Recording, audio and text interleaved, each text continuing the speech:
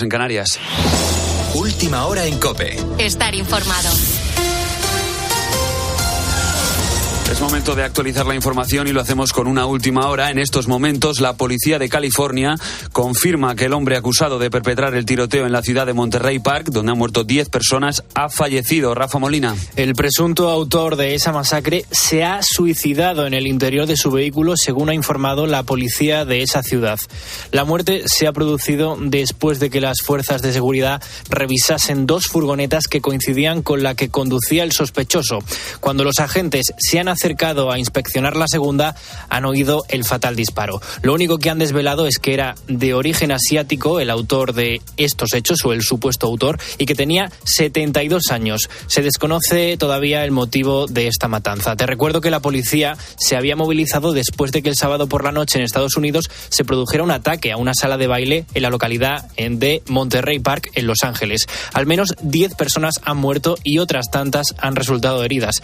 Todo ello en unas horas en las que también se ha producido otro tiroteo en la ciudad de ese país, en Luisiana, que ha tenido lugar en un club nocturno y que se ha saldado con 12 heridos. La policía tuvo que intervenir después de escuchar los disparos entre 2 grupos de personas y se busca al menos a un sospechoso. El tiroteo que se ha vivido en Los Ángeles ha tenido lugar en el marco de las celebraciones por el Año Nuevo Lunar Chino. Es el primero en 3 años que se celebra sin restricciones y, por ejemplo, en nuestro país lo han celebrado los casi 300.000 chinos que viven aquí. Da Wei es vicepresidente de la Asociación de Chinos en España y nos contaba algunas diferencias respecto a la cena de los españoles. Si nosotros cenamos algo de jamón, gambas o quizá pularda, pues ellos prefieren otras opciones. Ponemos una mesa llena de platos típicos, debería haber unos platos que no debería faltar por su significado. Pongamos un ejemplo, hay que tener un plato de verdura verde, porque verdura verde en chino significa que tú eres una familia transparente, que no tenemos nada que ocultar, somos gente buena, ¿no? El día siguiente, la primera cosa es que ir a saludar a todos. Antes de mirar a España, te cuento que este lunes el Parlamento marroquí debe responder a esa resolución de la Eurocámara por la que les instaban a respetar los derechos humanos y la libertad de expresión. Una resolución de la que, como te hemos contado en COPE, se descolgaron tanto los eurodiputados socialistas como los populares españoles para no entorpecer la cumbre hispano-marroquí que va a tener lugar en Rabat el próximo 1 y 2 de febrero. Los socialistas votaron en contra de esa resolución y los populares se fueron de la sala en el momento de la votación.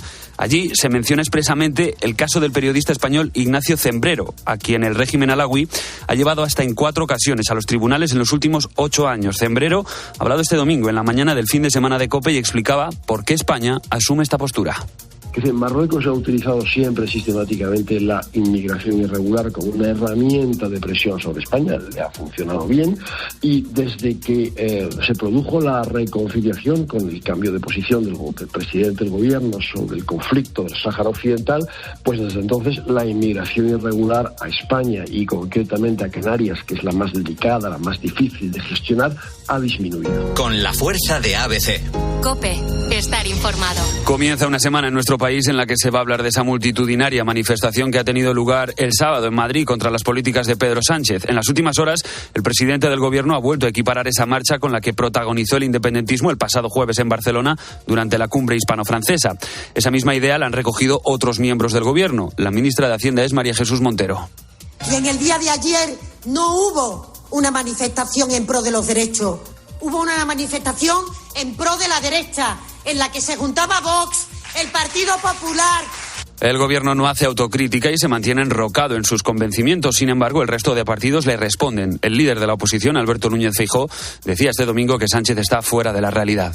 Yo creo que es un error en el que persiste, ¿no? Y me da la sensación de que está un poco desconectado de la realidad, porque volver otra vez a comparar una manifestación en favor de la Constitución con una manifestación en contra de la Constitución es estar un poco perdido, ¿no? Yo creo que debería de tener un poco más de contacto con la realidad. Esa imagen que vimos el fin de semana en Cibeles se ha repetido este domingo, pero en Barcelona, y hay que decir que a menor escala. 500 personas se han reunido según la Guardia Urbana. Se han manifestado en la plaza Sant Jaume para denunciar la reforma del Código Penal que beneficia al independentismo. A la concentración han asistido también representantes de Ciudadanos, Vox y Partido Popular. Tienes más información en cope.es y ahora sigues en la noche de COPE con Adolfo Arjona. COPE, estar informado.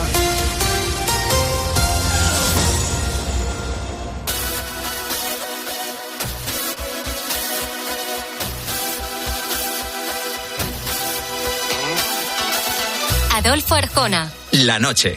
COPE. Estar informado.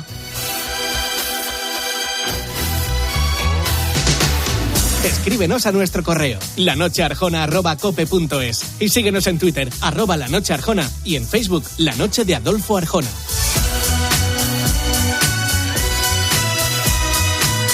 Envíanos tu nota de audio de WhatsApp al 650-564-504. Bueno, estas son las maneras, las formas de contactar con nosotros.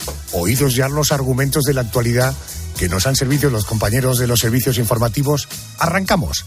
El porqué de las cosas. Spider-Man, Spider-Man, does whatever a spider can. Spins a web any size, catches thieves just like flies. ¿Tú recuerdas la escena de la película Spider-Man 2 en la que Peter Parker, su protagonista, por tanto Spider-Man, consigue tener un tren, ojo, usando su poderosa tela de araña?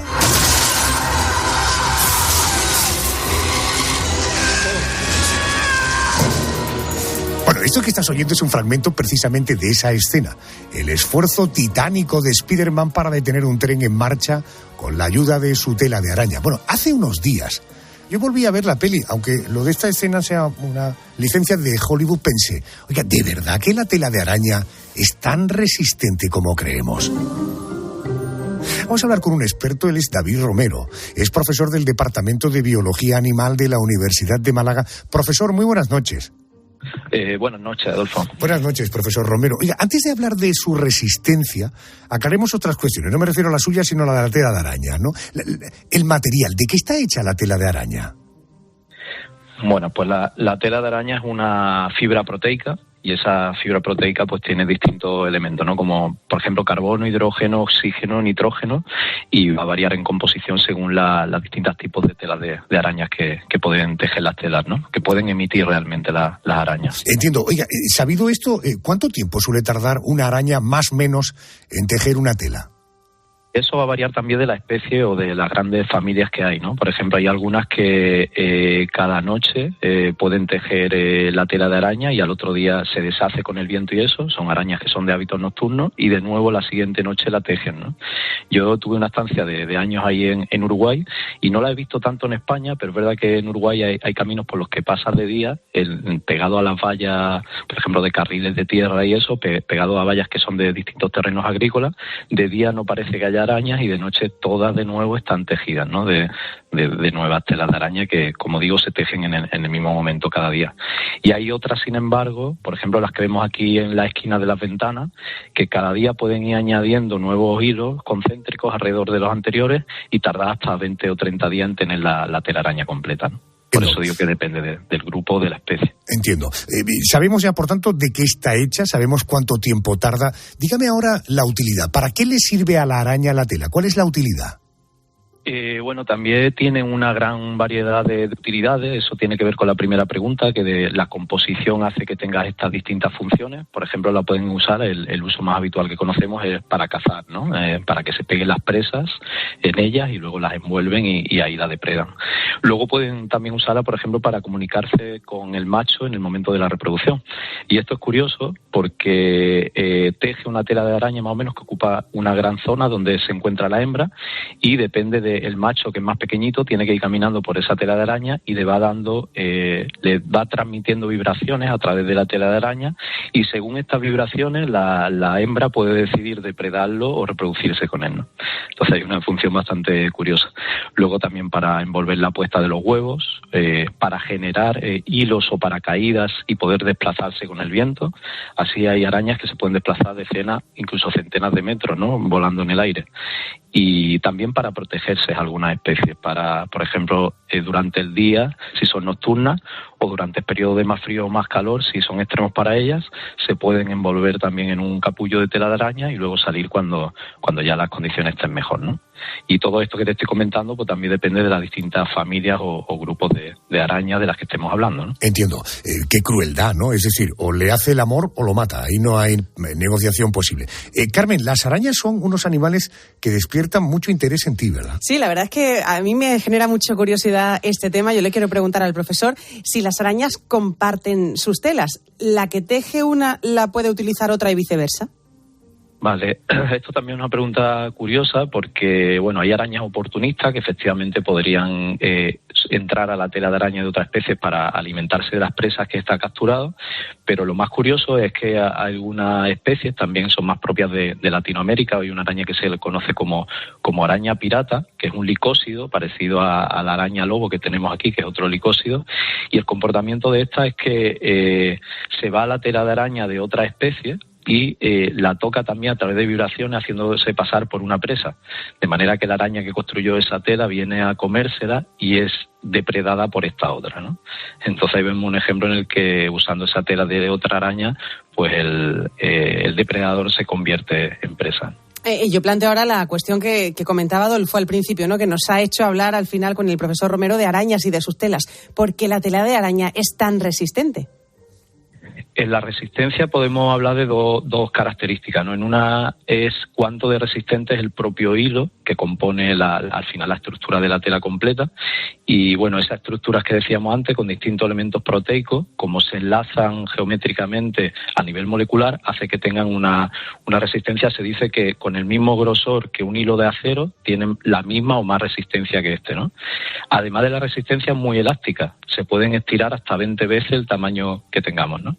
Y se dice eso, que por ejemplo un hilo de acero de 1 centímetro de grosor, de diámetro, centímetro cuadrado, soporta unas 17 toneladas y la fibra de tela de araña soportaría el mismo peso. La segunda característica es la geometría que tiene la tela que se teje con este hilo, ¿no? Y esas las propiedades que tiene, esa geometría en espiral, que es la más típica que vemos, pues además de la resistencia de cada hilo, el conjunto está formado de manera que si por el viento, por ejemplo, se empieza a un poco poner en riesgo que se rompa la tela, un hilo se suelta para mantener el resto, ¿no? Para llevarse esa tensión. Entonces ambas características hacen que sea pues muy resistente, ¿no? Profesor, ¿cuánto peso es capaz de soportar una tela de araña? Yo he leído absolutamente de todo, incluso que podía llegar a detener un tren. En todo caso, ¿se sabe cuánto peso es capaz de soportar una tela de araña? Sí, ahí como lo que estábamos comentando, ¿no? Creo que además se ha fabricado esto que estábamos diciendo, de que puede soportar mínimo el mismo peso, pero en elasticidad es hasta 20 veces, o sea, eso de que aumente 20 veces su propio tamaño, la hace incluso teniendo menos peso, más poder dar lugar a una ingeniería de tejidos que sea más resistente que el propio acero, ¿no? Por ejemplo, ahí se está desarrollando, creo que ya se creó un hilo de tela de araña que soporta 5 veces la resistencia, o sea, aguanta 5 veces más pesos que el acero, y se está tratando, por ejemplo, de generar tejido resistente, por ejemplo, a balas, ¿no? Chalecos antibalas construidos de esta fibra sintética. Todavía está en desarrollo, pero parece ser que podría tener bastantes utilidades en el futuro. Qué curioso, realmente es curioso. Profesor Romero, gracias por atenderme. Buenas noches. Pues muchas gracias y buenas noches, Adolfo. It's not warm when she's away. Ain't no sunshine when she's gone. She's always gone so long. Anytime she goes away. Wonder this time where she's gone. Wonder if she's going to stay. Ain't no sunshine when she's gone. In this house she's sitting home. Anytime she goes away. Cuando hablamos de versiones de canciones, en fin, yo no me atrevo a decir que esta la mejore, pero desde luego está a la altura. Fíjate qué versión tan absolutamente alucinante. Oye un poquito.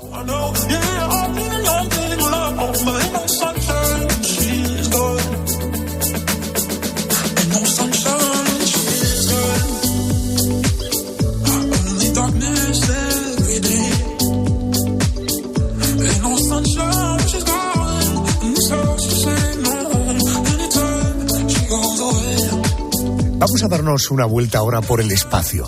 Desde que el telescopio James Webb salió del planeta, recuerdas que estuvimos hablando de ese pedazo de noticia. Era la primera vez que un telescopio lo iban a colocar a muchísimos miles de kilómetros de la Tierra con la intención de que ese ojo pudiera ir más allá. Bueno, pues nos ha dejado sorprendentes imágenes como, por ejemplo, galaxias que hasta ahora permanecían ocultas y con nuevos datos sobre las que ya conocíamos.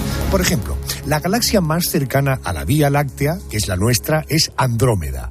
Bueno, según los expertos, se acerca al sistema solar, esta vía Andrómeda, al sistema solar a una velocidad de 300 kilómetros por segundo. Es más, dice la NASA que nuestra galaxia y la de Andrómeda acabarán colisionando.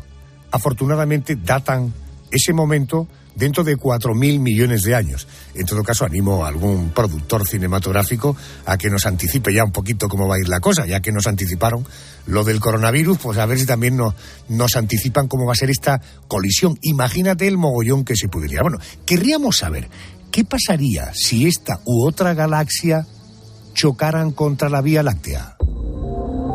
Se lo quiero preguntar a Jorge Vázquez. Él es profesor de la Universidad Camilo José Cela. Es experto en astronomía planetaria de la web Educa Ciencia. Querido Jorge, profesor, muy buenas noches. Bienvenido a COPE. Buenas noches, Adolfo. Buenas noches. Oye, en primer lugar, ¿cuántas galaxias hay en el universo? Pues mira, hay que asumir que cuando queremos saber determinadas cosas relacionadas con el universo a gran escala, pues esa información no la vamos a poder tener nunca a ciencia cierta, pero se hace una estimación y se piensa que puede haber pues más de 10.000 o más de 20.000 o de más de 30.000 millones de galaxias en todo el universo. Pero es una estimación. 10, 20 o 30.000 millones de galaxias. Oiga, ¿y las galaxias tienen todas la misma forma? No, las formas de las galaxias son distintas en función de varios factores, ¿no? Pero en general la variedad no es mucha, la variedad de formas no es mucha. Hay galaxias muy pequeñas que tienen solamente a lo mejor 1 millón de estrellas o incluso menos. Y estas galaxias pueden ser irregulares, pueden tener forma como de retazo de nube, ¿no? Cuando vemos una nube en el cielo que se le ha arrancado un trocito, pues así parecido, ¿no?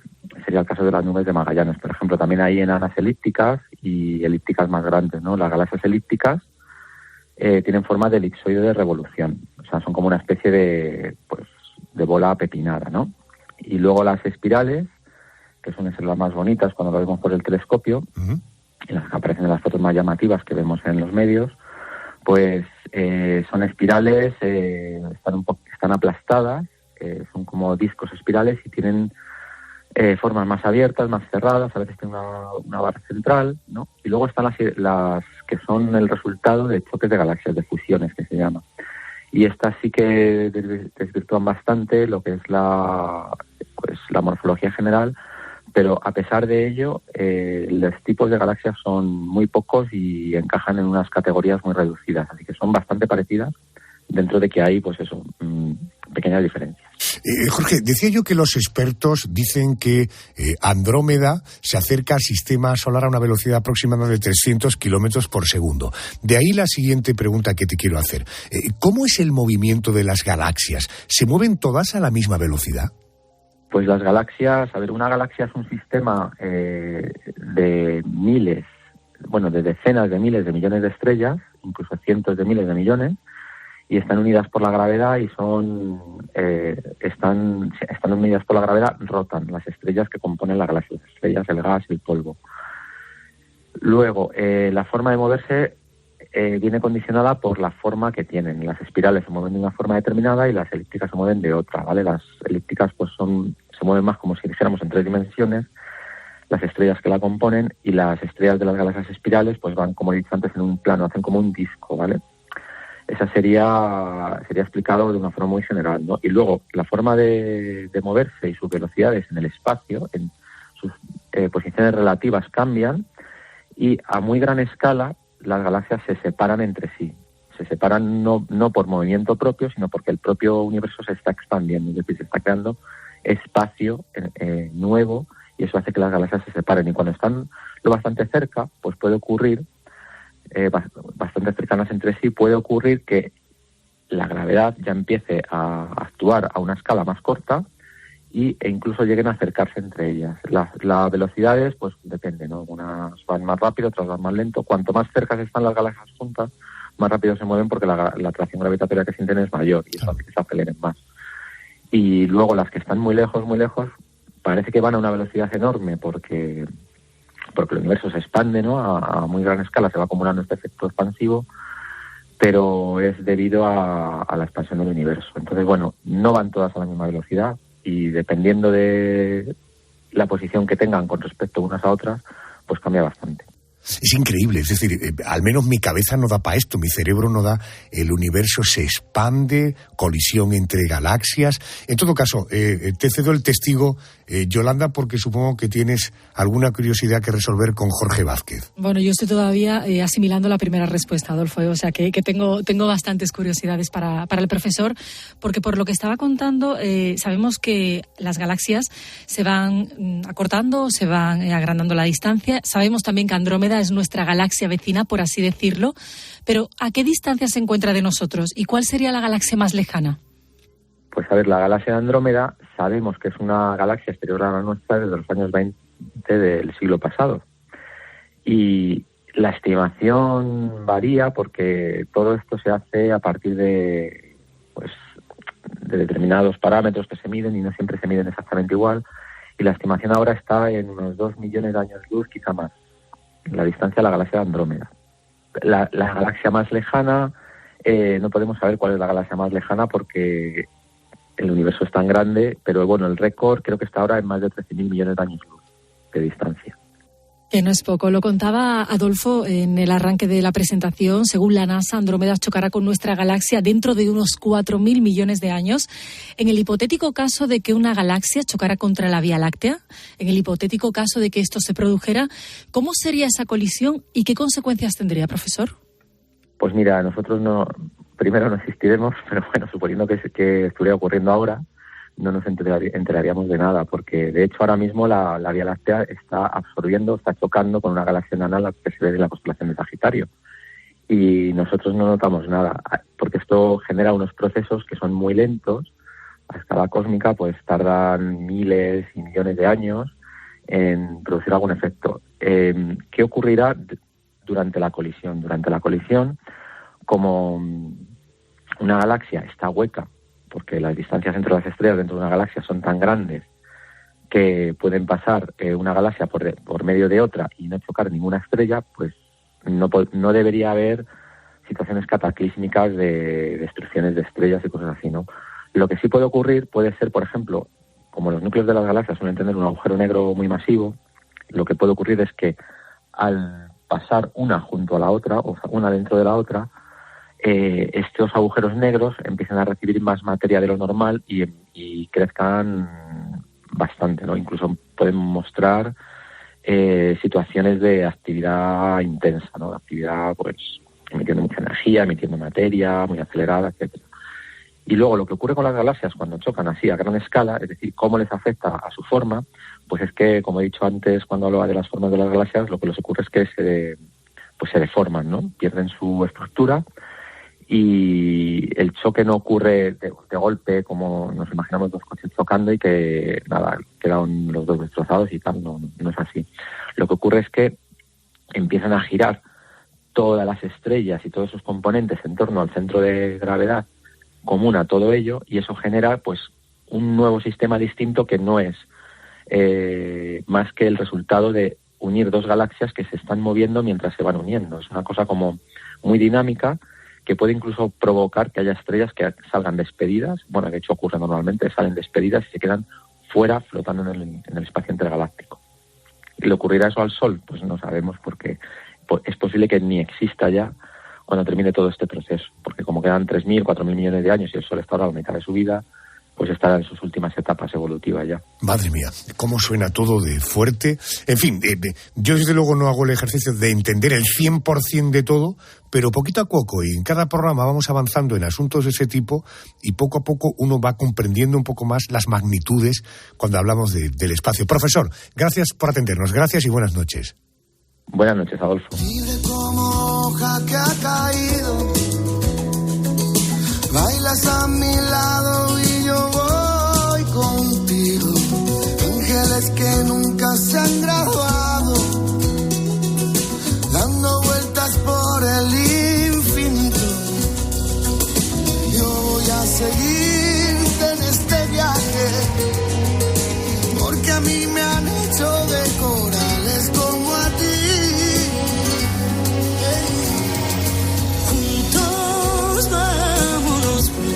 Déjame que te hable ahora de algo que hacemos cada día en varias ocasiones, o al menos eso es lo que recomiendan, o al menos eso es lo que deberíamos hacer, que muchos seguimos haciendo mal a pesar de la práctica.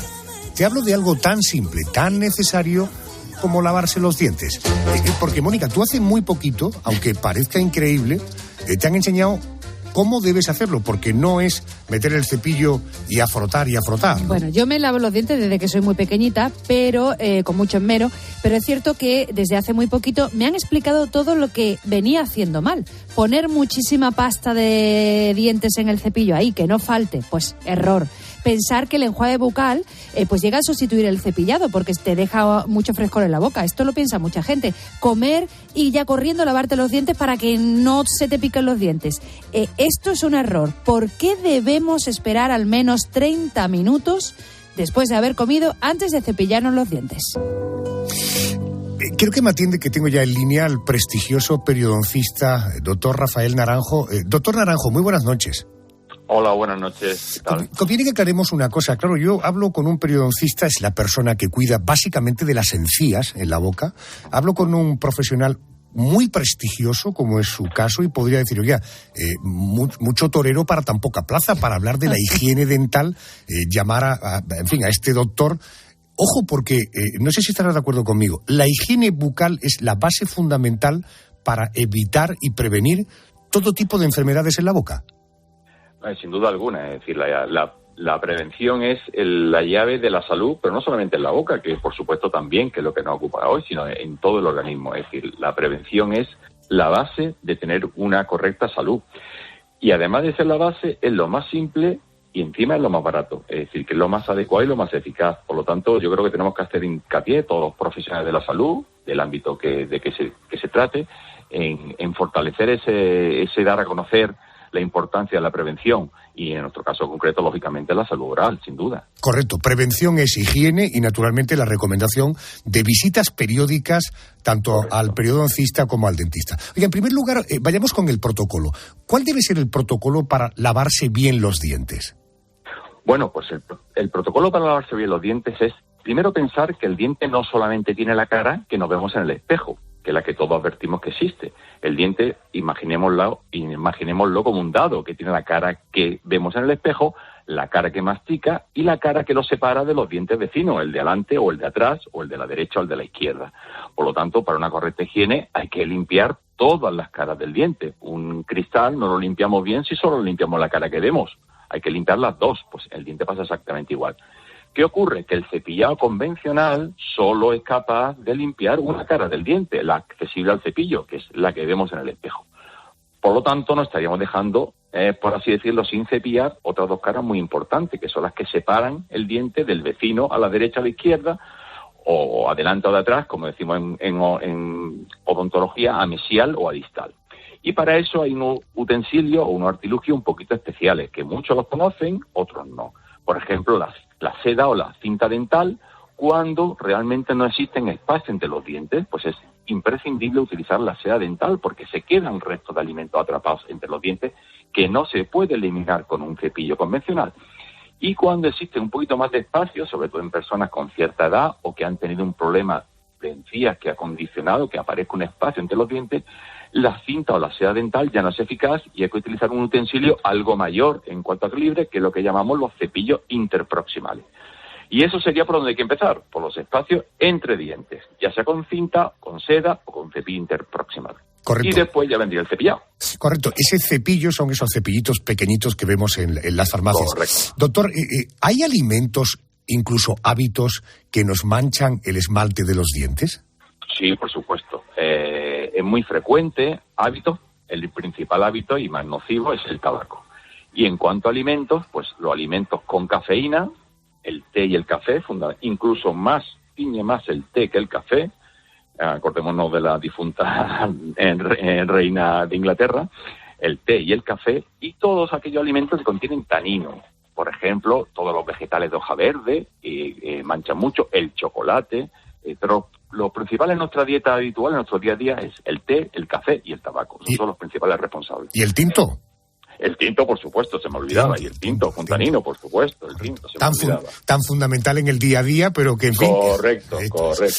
Pero son manchas que eso se quitan. Es decir, esas manchas con una correcta higiene son reversibles. Son manchas que no tienen mayor importancia porque no son permanentes, no son indelebles. No tienen mayor importancia. Doctor Naranjo, ¿cuántas veces al día habría que realizar este protocolo? Digo, de la excelencia, pero digamos... Por una parte, la excelencia y por otra parte decir, oiga, lo que no debe pasar nunca es, por ejemplo, ¿el qué? Mire, hay un dicho, y lo tenemos asumido en nuestra profesión, que es 2 veces al día, 2 veces al año. Es decir, realizaríamos una correcta higiene si fuésemos meticulosos 2 veces al día y lo acompañáramos con 2 visitas al año al profesional, a nuestro dentista de confianza. Por lo tanto, 2 veces al día. Y la más importante, si solamente pudiéramos hacerla una, sería por la noche antes de dormir, antes de irnos a la cama. El último acto que debemos hacer es lavarnos los dientes. ¿Por qué? Porque durante la noche, mientras estamos dormidos, es por así decirlo, un medio ambiente maravilloso para que las bacterias campen a sus anchas. No existe nadie que les perturba, temperatura constante, ningún movimiento especial, disminuye la salivación y por lo tanto es un medio ambiente fantástico para que las bacterias hagan su efecto nocivo. Por lo tanto, la más importante en cuanto a prevención es antes de irnos a dormir. Correcto. Es la recomendación del profesional, del periodoncista. Él decía, el último acto del día que sea lavarte los dientes. Yo recomendaría que fuera el penúltimo. Conviene que la gente que ya nos aproximamos a la jubilación animemos a la natalidad, que vengan niños al mundo. Bueno, por supuesto, y siempre es mucho más agradable con una boca perfectamente limpia. Tendríamos un momento mucho más placentero, sin duda. Doctor, ¿cepillo eléctrico o el de toda la vida?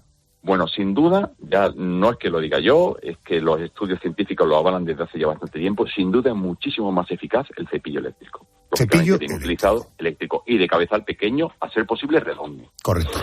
Mónica, curiosidades, dudas que tengas. Bueno, yo tengo un montón. Doctor, ¿qué cantidad de dentífrico debo poner? O sea, ¿bien cargadito ahí para que mate todas las bacterias que haya?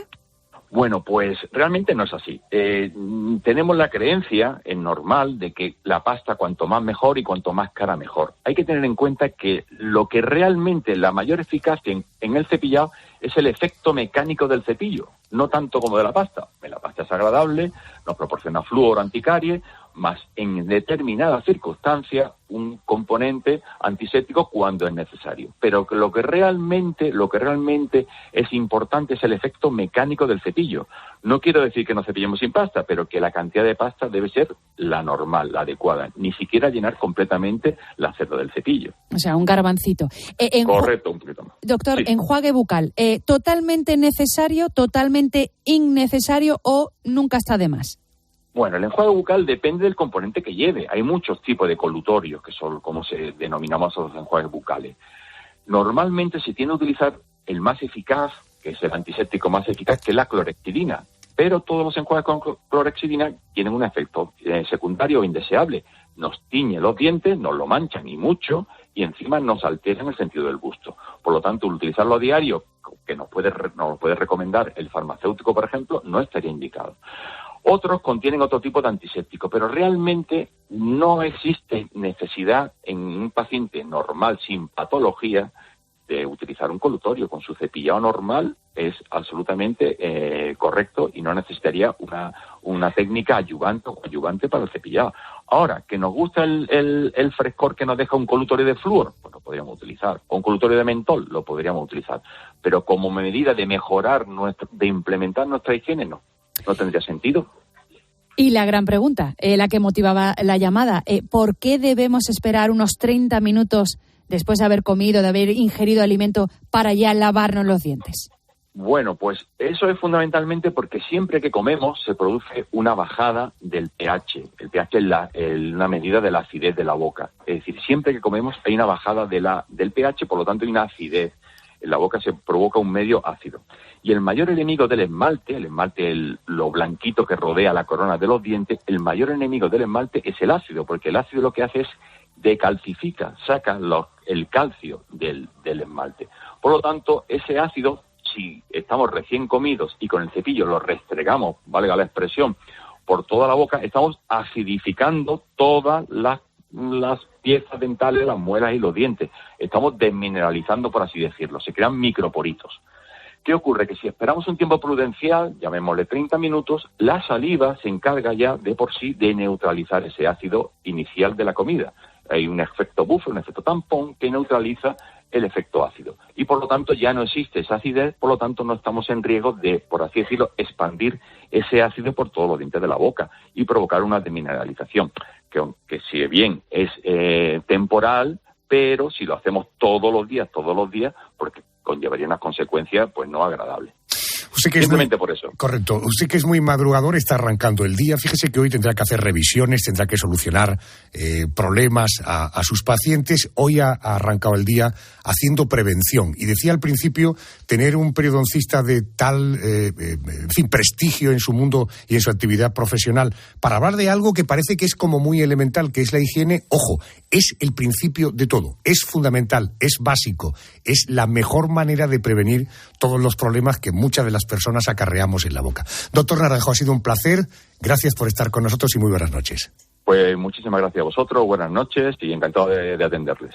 Ya no tengo fuerzas para resistir, ya no tengo palabras para rebatir, ya no te alejas y me dueles, ya no habrá canción ni bailes de pasión, los ojos que ahora miras, no los veo yo.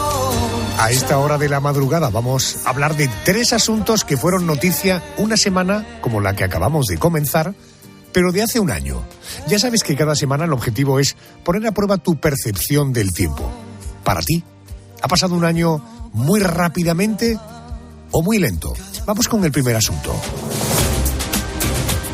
Nos situamos en el 13 de febrero de 2022. Se celebraban elecciones autonómicas en Castilla y León. Ya sabes, el gobierno luego resultante, el del Partido Popular con Vox. Pero bueno, días antes, Pablo Iglesias se convertía en el centro de la noticia.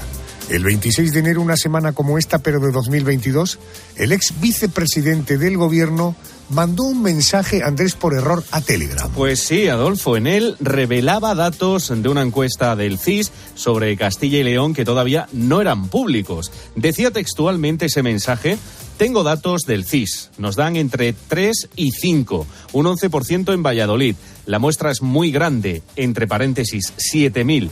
La cocina, vete a saber, y ya sabes que el CIS es raro, pero son los que más recursos tienen. Mis sensaciones son buenas. Ese era el mensaje. Ahí cerramos comillas. Consciente del error, el mensaje fue eliminado poco después por el propio Pablo Iglesias, pero lo pillaron y fue acusado de manejar información privilegiada. Correcto, el 13 de febrero, como te decía, las urnas devolvieron a Pablo Iglesias a la realidad. Las previsiones de entre 3 y 5 escaños del CIS se quedaron en solo 1. No sé si eres de los que memorizas las cosas de Pablo Iglesias. En todo caso, esto ocurrió hace un año. Y hablabas tú de información privilegiada. Fíjate, el 28 de enero de 2022, este sábado, por cierto, se cumple un año, el presidente de los Estados Unidos lo tenía muy claro.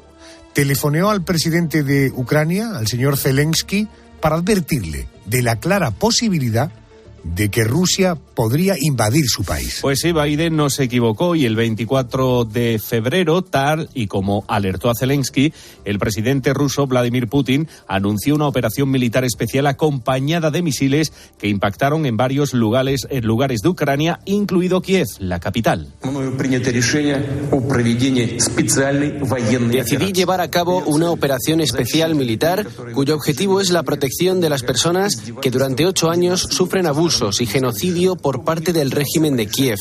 Quien quiera detenernos y crear más amenazas para nuestro país, para nuestro pueblo, debe saber que la respuesta de Rusia será inmediata y los llevará a tales consecuencias que nunca han enfrentado en su historia.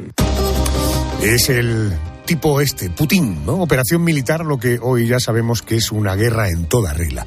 Esta semana se cumple un año desde que el presidente de los Estados Unidos, Joe Biden, llamara a su homólogo ucraniano Zelensky para advertirle de una clara posibilidad de una invasión por parte de Rusia. ¿Tienes la sensación de que aquella noticia, que tiene ya un año, ha sido una noticia como muy reciente o como una noticia muy lejana?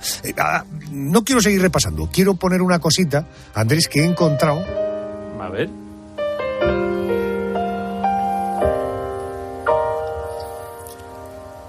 Cuando supe toda Es la voz de un señor que se llama Enrique Ramil o Ramil. Fíjate qué versión en un programa de Canal Sur hizo de esta copla de Rocío Jurado. echar atrás, señora, yo era parte de su vida y él, mi sombra. Cuando supe que existía usted, señora, ya mi mundo era solo él. Señora, ya llevaba dentro de mi ser su aroma. Él me dijo que era libre, como el mismo aire que era libre, como las palomas. Y yo le creí. Fíjate, solo un piano, una voz y un estilo hacen que la canción parezca que sea otra completamente, además, como muy actualizada, ¿no? Es, sin duda alguna, una versión de cine. En la presentación del programa hablábamos de 3 acontecimientos. Hemos hablado de Biden y la guerra de Ucrania, hemos hablado de Pablo Iglesias. Tercer acontecimiento ocurrido una semana como esta, pero de hace un año, que nos lleva a las salas de cine. 28 de enero de 2022 se estrena en nuestro país la película Belfast. Mi madre dice que si nos vamos a Inglaterra, no nos entenderán al hablar. Si no pueden entenderte, es porque no te escuchan. Tú sabes quién eres, ¿verdad? Eres Buddy de Belfast, donde todos te conocen. Gran peliculón este, por cierto. No la he visto, está todavía... Pues muy recomendable. La tengo apuntada. La película nos sitúa en la Irlanda del Norte de los años 60 y cuenta la historia de cómo un niño llamado Buddy crece en el complicado ambiente de cambios culturales, violencia, lucha obrera y odio interreligioso. Bueno, tuvo 7 nominaciones a los Oscar, entre ellas Mejor Película y Mejor Director, pero finalmente de lo que sí se llevó fue el Oscar, o la nominación más Oscar a la Mejor Canción. Su intérprete, Van Morrison. Así suena esta preciosa copla.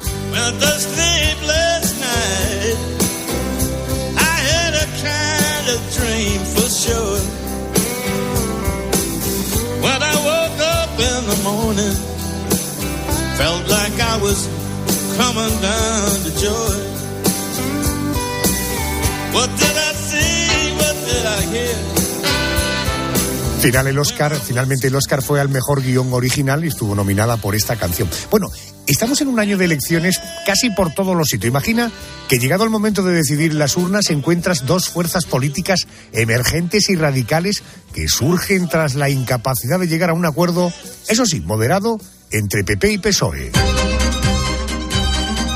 Las 2 nuevas fuerzas son Escarmiento, encabezada por un caudillo visionario que añora el espíritu de la reconquista, y la otra es la coalición Arcoíris. Es una especie de conjunto de movimientos anticapitalistas liderada por el imán fundamentalista Haidar al-Isbani. Bueno, así comienza una fábula sobre la realidad que presenta el vicesecretario general del Partido Popular y diputado al Parlamento Europeo, Esteban González Pons. Muy buenas noches y bienvenido a COPE. Muchas gracias, Adolfo. Buenas noches. Bueno, desde nuestra última conversación has pasado de ser un eurodiputado, entre comillas, raso, a ser eurodiputado raso, entre comillas, y vicesecretario general del Partido Popular. Y además has escrito un libro, o sea que el tiempo te cunde, ¿eh? Sí. Desde nuestra última conversación he salido del armario de la escritura y me he atrevido a presentarme al mundo como escritor que hace política antes que como político que escribe novelas. Vamos a hablar del libro. ¿Estamos ante una ficción que puede convertirse en realidad? No sé, ¿en qué se parece esta trama a lo que está ocurriendo en la actualidad en nuestro país? El escaño de Satanás es una novela de política ficción y es una novela de terror. Hay una trama de vampiros en el Congreso de los Diputados, que eso no creo que llegue a convertirse nunca en realidad, sino es en un sentido metafórico. Y luego hay una trama política sobre partidos extremistas que aspiran a ocupar el poder en España, que eso, Adolfo, si no tenemos cuidado, muy pronto puede que veamos que es nuestra realidad. Recuerda el título, El escaño de Satanás. Oye, Esteban, ¿es cierto que el Congreso, permíteme la nota al margen, que el Congreso de los Diputados se encuentra sobre un cementerio? Es cierto, Adolfo. Es algo que es poco conocido y que no es una metáfora. El Congreso de los Diputados se construyó sobre las ruinas del convento del Espíritu Santo, pero como entonces ya ahorrábamos en la obra pública, para que costara menos construir el Congreso, no se levantaron los cimientos del convento. Y al no levantarse los cimientos, tampoco se levantaron los enterramientos, las catacumbas y todo lo que había debajo de las criptas que había debajo de la iglesia. De manera que cada vez que en el Congreso de los Diputados se hacen obras, debajo del Congreso de los Diputados suelen aparecer enterramientos, cadáveres y criptas. La última vez, en el año 2009, aparecieron 3 personas enterradas y apareció una cripta que luego volvió a taparse. En la cripta hay una losa de un enterramiento de una mujer del 16, sin rostro, sin nombre y sin cruz. Debajo del Congreso de los Diputados hay un cementerio y eso yo me atrevo a decir que es lo que explica todo lo que sucede en la política nacional. De esa metáfora parto yo para inventarme los vampiros del Congreso. Oye, no sé si crees en estas cosas, pero ¿algún diputado se ha topado alguna vez con fantasmas o todos los fantasmas en todo caso se sientan en sus escaños? Hay muchos fantasmas sentados en sus escaños y hay muchos hay muchos vampiros que no se nota que lo son. Pero sí, en el Congreso de los Diputados hay leyendas de fantasmas, de ruidos que se escuchan por la noche, muebles que se mueven solos y más de uno ha salido corriendo sin disimular de donde se encontraba, del salón donde se encontraba, porque a medianoche ha sentido un escalofrío por la espalda. En el escaño de Satanás hay mucho de leyenda y mucho de verdad, y yo creo que al final hay una caricatura de la política actual hecha a través de los vampiros que va a ser divertida quien lo lea. El escaño de Satanás. El libro comienza con un diputado socialista devorado. ¿La oposición, la gente del grupo socialista te ha dicho algo? No, porque empieza con un diputado socialista al que se comen los vampiros, pero luego se comen al líder del PP. Y la protagonista es la portavoz de Ciudadanos, que de una manera anticipatoria, ya cuando escribí el libro, dejaba de llamarse Ciudadanos para llamarse Libertad, y que al final es la heroína de la obra, junto con algún que otro resucitado que no quiero desvelar. Pero no, una de las primeras cosas que me planteé, Adolfo, fue si debía utilizar o no los nombres de los partidos políticos reales. Si debía hablar de Partido Popular, Partido Socialista, Podemos, Vox, o hacía como hacen algunas veces, Partido Colorado, Partido Amarillo, y que la gente adivine. Y decidí que si fuera norteamericano hablaría de republicanos y demócratas, si fuera británico hablaría de conservadores y laboristas. Así que los partidos se les llama por su nombre, y si el primer muerto pertenece a la corriente Cristianos por el Socialismo del PSOE, pues hay que decirlo, y ese es el primer muerto. Luego mueren todos los demás, y desde luego mueren los de Batasuna también. Correcto. Justicia divina, que se llama eso. Me cuentan que, no sé si es verdad o no, que cuando acabas el libro, tu editora te dijo que habías ido demasiado lejos. ¿Qué es lo que pasó? ¿Por qué estuvo en peligro incluso su publicación, por lo que he leído? Pues porque es un libro que yo escribí antes de Feijóo, y dejé entregado un mes antes de que llegara Feijóo a Madrid. Por lo tanto, mi perspectiva de la política era otra. Yo consideraba que el servicio que tenía que prestar a España estaba prestado y valoraba el quedarme en la Unión Europea y ya no hacer más política nacional. Por lo tanto, en esta novela, que es cómica, esto quiero decirlo, volqué todo lo que pienso sobre la política española y conté muchos secretos de la política española. ¿Cuál no fue mi sorpresa cuando unos días después de entregado el libro y firmado con la editorial, viene Núñez Feijóo, que es mi amigo, a la dirección del Partido Popular, y yo, pues cuando un amigo se mete en una pelea hay que ir detrás, me volví a Madrid y de repente me encontré con que estaba en política nacional con mi testamento político entregado a la editorial para ser publicado. Ha habido 3 meses, 4 de negociaciones con la editorial, pero finalmente llegué a la conclusión, Adolfo, de que si no lo publicaba no era yo. Y ahí está el libro tal y como lo concebí, y para que cada cual lo lea, se ría y opine y diga si le gusta o no, y si comparte o no la visión que yo tengo de la política. En el libro se cuenta cómo es la vida de los diputados en Madrid. ¿Alguno te ha mostrado preocupación por lo que hay de verdad en lo que cuentas? Cuento toda la verdad. Alguno me ha mostrado su preocupación y sobre todo la pareja de alguno o alguna me ha advertido que ya no les va a dejar venir más a Madrid, porque la vida de los diputados de provincias en Madrid, contada con pelos y señales en el escaño Satanás, es la de un colegio mayor muchas veces.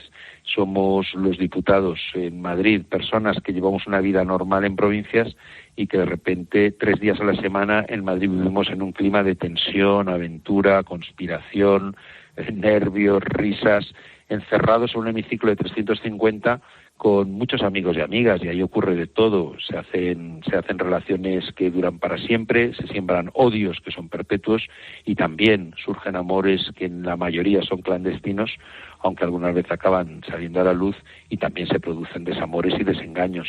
Como si escribiera una novela sobre un hospital, contaría las cosas que suceden entre enfermeros y médicas. Si la escribiera, o médicos y enfermeras, si escribiera una novela sobre lo que sucede en la cadena COPE, pues hablaría de lo que ocurre entre los periodistas y quienes están en el registro, quienes están administrando el sonido. Bueno, pues lo he escrito sobre la política, así que cuento lo que ocurre entre periodistas y políticos. Cuando uno escribe un libro, igual que cuando uno hace un programa de radio, pretende llegar a la mayor cantidad posible de personas, pero si pudiéramos definir el perfil del lector de tu libro, ¿para quién? ¿Para políticos? ¿Para cachondos? ¿Para gente que lo paranormal les excita? ¿Para quién? Hay dos públicos objetivos. En primer lugar, las personas que sienten interés por lo paranormal, porque lo que se cuenta en el libro es verdad. La historia de la cripta bajo el Congreso es una historia verdadera y la historia del cementerio bajo el Congreso es una historia verdadera. Luego, el personaje al que hago resucitar es un personaje real de la historia de España, del siglo XVI, Magdalena de Guzmán, marquesa del Valle de Oaxaca, que sin ningún género de duda hoy sigue enterrada debajo del hemiciclo del Congreso de los Diputados. Los amantes de lo paranormal y las psicofonías van a disfrutar, y también para todos aquellos a los que les guste la política. Porque en España el género de política ficción no existe. En España no tenemos un ala oeste de la Casa Blanca, ni un Borgen, ni un juego ni un House of Cards. En España nadie hace política ficción, y yo creo que esta es la única novela que yo conozco en España hecha de política ficción, que es un género muy conocido en otros países, y por lo tanto los amantes de la política también van a disfrutar. Debo decirte que aunque yo, para mi sorpresa, es un libro además que gusta mucho a las mujeres, que yo te diría que, por lo que me dice la editorial, que el 75% de las personas que lo están leyendo y están disfrutando con él son mujeres. Bueno, esto para mí es una sorpresa, pero una sorpresa la verdad es que agradable, porque las lectoras son parte muy importante. Pienso mucho en ellas cuando escribo. Bueno, en todo caso uno propone y Dios dispone. Al final las cosas salen pues como salen, ¿no? El escaño de Satanás es el título del libro, pero ¿Satanás tiene su propio escaño en el Congreso? Desde luego que sí, lo ha tenido siempre. Y Dios también. Y unas veces gana uno y otras veces gana otro. Y además Satanás y los demonios en la política española no vienen de los extremos, nacen de la grieta que se abre en el centro cuando la derecha y la izquierda no se entienden. Ha estado muy presente Satanás en la historia de la política española desde el siglo XIX y sigue presente hoy. Los discursos de Satanás se escuchan con más frecuencia de la que a mí me gustaría en el Congreso de los Diputados.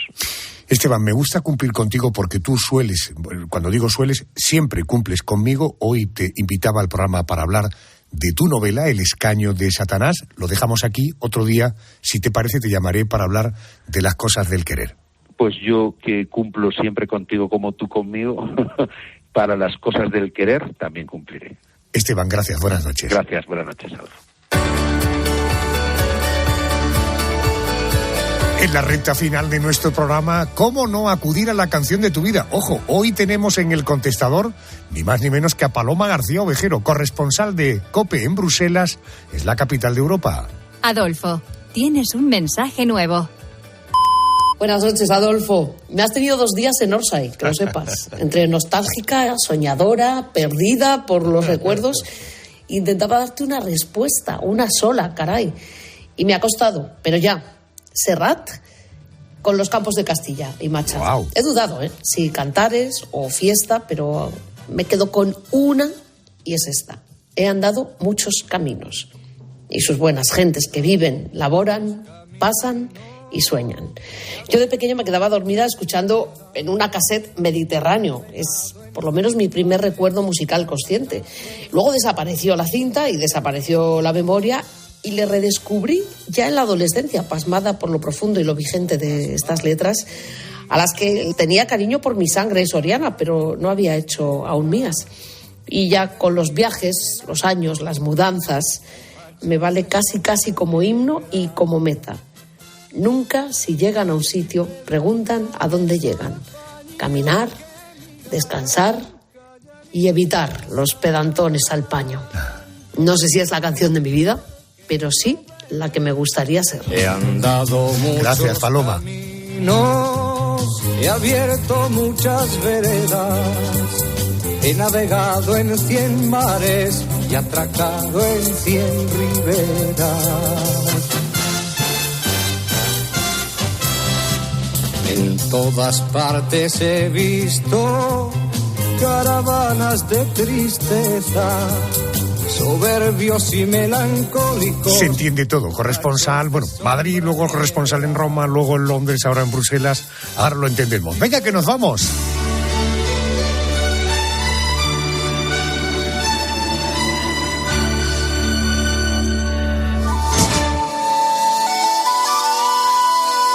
Ahora servicios informativos. Después Carlos Moreno el Pulpo. Después Herrera Carlos. Señoras y señores, gracias por estar ahí. Hasta la semana que viene.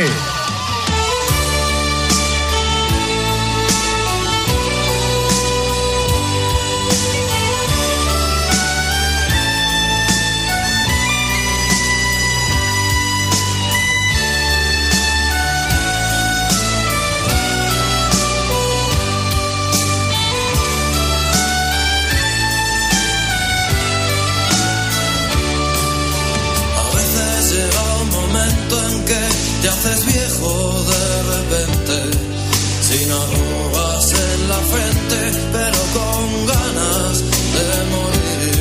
Paseando por las calles, todo tiene igual color.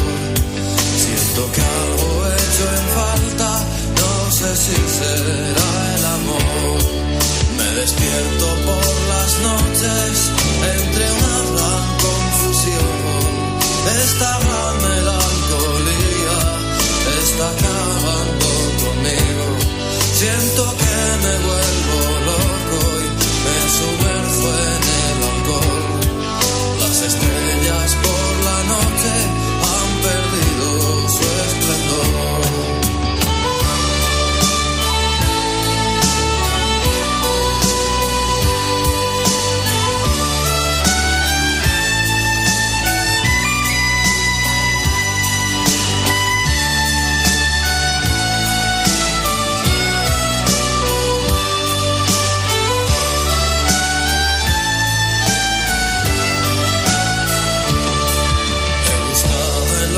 Desiertos de la tierra del dolor y no he hallado más respuesta que espejismos de ilusión.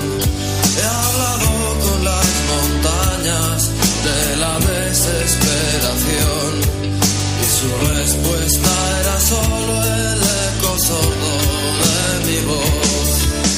A veces llega un momento en que te haces viejo de repente,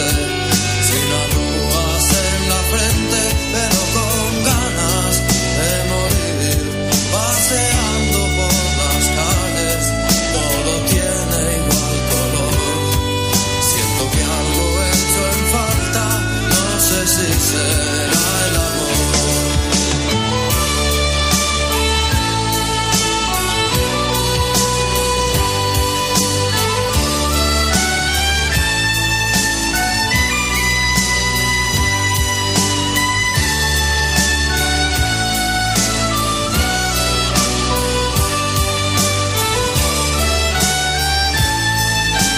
Adolfo Arjona. La noche. COPE. Estar informado. Pagar la hipoteca, se come de media 3 de cada 10 euros que ingresa una familia al mes. La radio es más radio cuando nos escuchamos. La tormenta de la vivienda, a la que vamos a dedicar. Tengo a mi espalda más de 50 grúas trabajando. La subida en los materiales es su principal problema. Sin duda. Me encuentro ahora mismo en la puerta de su casa. Este matrimonio tiene una hipoteca. 241 euros nos va a subir. Los de la tarde estamos en Zaragoza y en Granada. Porque ahora mismo, por ejemplo, de alquiler, ¿cuánto estáis pagando? Ahora mismo estamos pagando 500 euros. Esto no era una casa, esto era un conjunto de oficinas. Nosotros estamos en Valencia. Este piso del que hablamos que ha comprado Víctor. Piso estándar de 100 metros. En COPE, Carlos Herrera, Ángel Expósito, Pilar García Muñiz, Pilar Cisneros, Fernando de Aro. Están más cerca de ti.